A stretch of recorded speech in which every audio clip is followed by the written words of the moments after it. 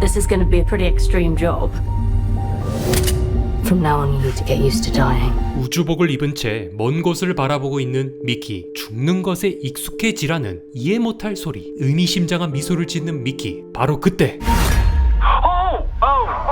주인공의 이름은 미키 반스. 옆에 붙은 17은 17번이나 복제됨을 뜻합니다. 인류가 새로운 행성에서 정착하기 위해 그곳에 정보가 필요한데 어떤 위험이 도사리고 있을지 모르기 때문에 복제 인간을 보냅니다. 그 지원자가 바로 미키죠. 지금부턴 영화 미키 17의 한국 예고편과 북미 예고편을 동시에 살펴보겠습니다. 임팩트 있던 손목 절단 장면. 아주 작은 소행성 하나가 날아온 듯한데요. 미키는 여기서 바로 사망했을 겁니다. 하지만 미키를 복제할 준비가 되어 있으니까 폐기하면 그만이겠죠. 잘린 손목이 창밖으로 날아가는데도 탑승한 사람들은 전혀 관심이 없습니다. 소모품에 불과한 복제인간 지원자라는 걸 알기 때문에 이 사람이 다치건 말건 신경 쓰질 않습니다. 드디어 등장한 복제 장치인데요. 이제 막 출산된 아기처럼 살짝 젖어 있습니다. CT나 MRI 기계처럼 생겼네요. I wanted to get off of Earth. You're planning to be an expendable? Yeah. 미키가 해당 프로젝트에 지원하는 장면입니다. 지원서를 보면 expendable이라고 나오는데 이는 소모 인력 정도로 해석됩니다. I should have read through it.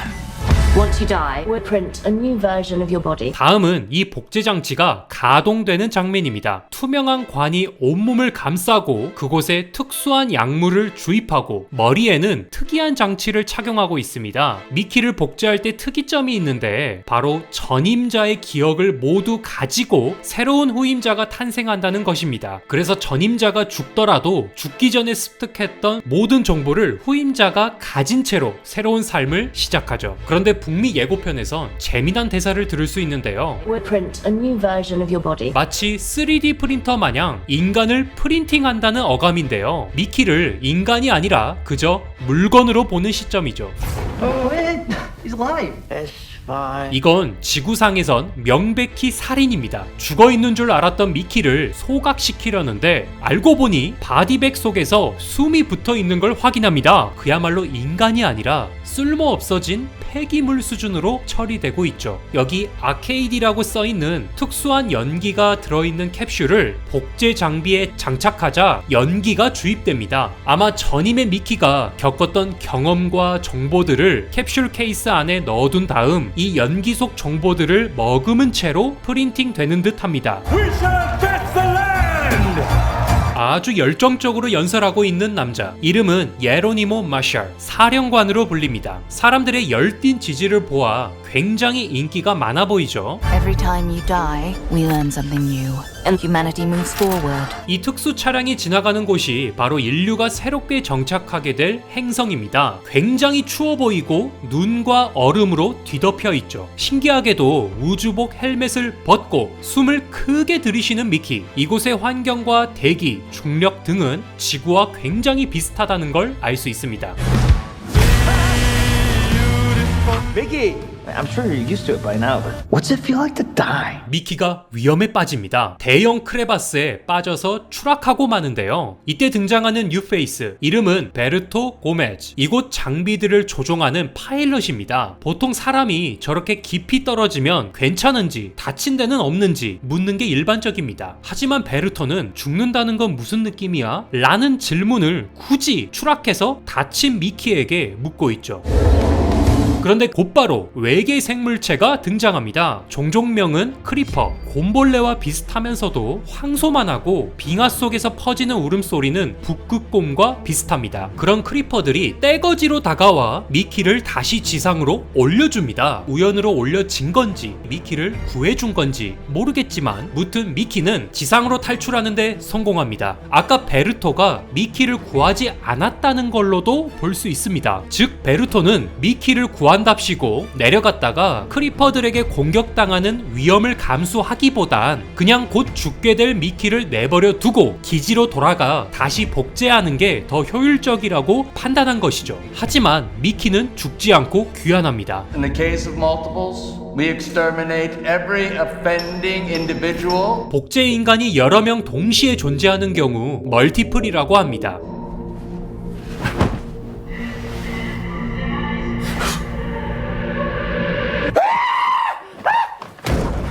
Why aren't you dead? We're multiples. 살아 돌아왔지만 기지에서 이미 죽은 걸로 판단하고 18번째 미키를 복제했다가 그 둘이 마주치는 순간이죠.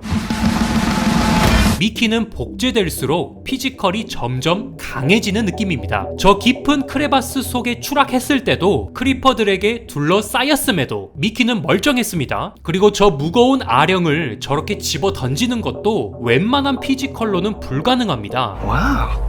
You two really are multiples, huh? 그 와중에도 베르토의 인성이 드러납니다. 본인의 잘못된 보고로 인해 미키가 멀티플을 저지르는 상황이 발생했는데도 와우, 너네 멀티플이네? 이러면서 감탄이나 하고 있으니 Why don't you guys do rock, paper, scissors and then we'll just shoot the loser?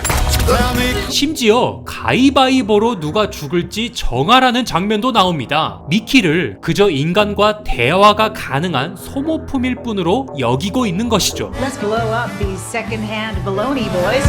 그리고 이 미키 멀티플 사건으로 기지가 난리가 납니다. 우선 사령관이 등장해서 옆에 노란 옷의 여성이 이 중고 엉터리 소년들을 날려버리자고 말합니다. 하지만 미키에겐 조력자가 있습니다. 바로 나샤 에자야. 그녀는 바로 미키의 여친입니다. 의원복을 입는 것으로 봐선 기지 안에서 나름 권력층으로 보입니다. I die. It'll be over. For me. 그리고 보안 요원들이 갇혀서 탈출하려고 하는 장면도 이어집니다. 그리고 사령관이 수상해 보이는 연기에 쇠이고 그런 사령관을 쏘려는 미키, 그리고 그 미키를 말리려는 여친까지 볼 수 있죠. 추측해보자면 멀티플 처벌로 인해 미키에게 사형이 선고되자 미키를 구하고 싶었던 여친이 미리 알려주었고 위험한 연기들을 사령관과 보안 요원들이 있는 공간으로 유출. 그러자 위협을 느끼고 저렇게 방독면을 구하거나 탈출을 시도. 그 틈에 혼이 빠진 사령관을 미키가 죽이려고 하자 남친의 살인 행위를 막고자 여친이 달려온다 정도로 볼 수 있겠습니다. 그리고 이 다음에 크리퍼들이 떼거지로 기지로 돌진하는 장면도 이어집니다. 미키는 이 크리퍼와 교감하는 능력이 있는 듯합니다. 각자 구별할 수 있게 라카로 숫자를 표시하고 곧 탐험을 나갈 듯한 복장을 갖췄습니다. How are you living on? 그리고 17이 18에게 너의 삶의 주인은 너이기 때문에 하고 싶은 걸 하라는 듯하죠. 이때 미키 18이 이 크리퍼들과 같이 뛰어옵니다. 무슨 이유인지 몰라도 이 크리퍼들은 미키에겐 호의적입니다. 그리고 그렇게 뛰어오는 미키에게 요원이 미사일을 날리지만 누군가가 뒤에서 방해하는 바람에 명중시키지 못합니다. 이걸로 봐선 기지 내 인원이 전부 다 미키를 사람 취급하지 않는 것은 아닌 것 같습니다. 그리고 미키 18이 뛰어올라 누군가를 칼로 베려고 하는데 상대방이 총을 쏴서 무장해제시켜버립니다. 이 사람은 사령관으로 보입니다. 여기 팔목에 단 장치는 앞에서도 잠깐 등장하는데요. Let's blow up these second-hand baloney boys. blow up 이라는 표현을 쓰는데 이건 폭파시킨다는 의미입니다. 즉 복제된 미키는 원격으로 폭발시켜버릴 수 있는 특수한 장치가 내장된 걸로 보입니다. 하지만 제 생각엔 미키들은 이 폭파 장치를 미리 제거한 것 같습니다. 크리퍼 떼를 헤쳐나가는 탐사용 차량들. 미키가 이 크리퍼들의 돌진에 휩쓸리면서 예고편은 끝납니다. 탐사차들이 크리퍼들과 충돌이 있지만 그대로 쓰러뜨리고 직진하는 모습이 보입니다. 이 단체 사격은 크리퍼들을 향한 사격인 듯하죠. 이렇게 휩쓸리는 미키는 17번 미키입니다. 미키! 라며 소리치자 미키 18이 얄미운 미소를 날립니다. 둘이 편먹고 사령관과 기지를 뒤엎는가 싶더니 결국 마지막에 가서 18이 통수치는 걸까요? 추가로 한국 예고편과 북미 예고편의 끝은 각기 다릅니다. 우선 한국 버전은 아까 크레바스 추락 장면, 떨어진 미키의 1인칭 시점으로 베르토를 바라보는데요. Have a nice death. See you tomorrow. 베르토는 Have a nice death 라는 오직 미키에게만 사용할 수 있는 문장을 쓰면서 내일 보자고 합니다. 떨어진 미키는 17번이지만 내일 보는 건 새로 복제된 18번이죠. 북미 예고편은 미키들과 여친이 등장합니다. 진짜 즐거운 듯한 표정을 짓습니다. 좋아하는 남친이 2명이나 생겨서 오히려 기쁜 걸까요? 그런데 17과 18의 태도가 묘하게 다릅니다. 18은 같이 즐거운 듯이 활짝 웃고 있는데 17은 난색한 표정이죠. 이 남친 자리에 한 명만 남아야 된다면 결국 18이 남게 될 것 같단 말이죠. 왠지 장르가 점점 SF가 아닌 것 같은데.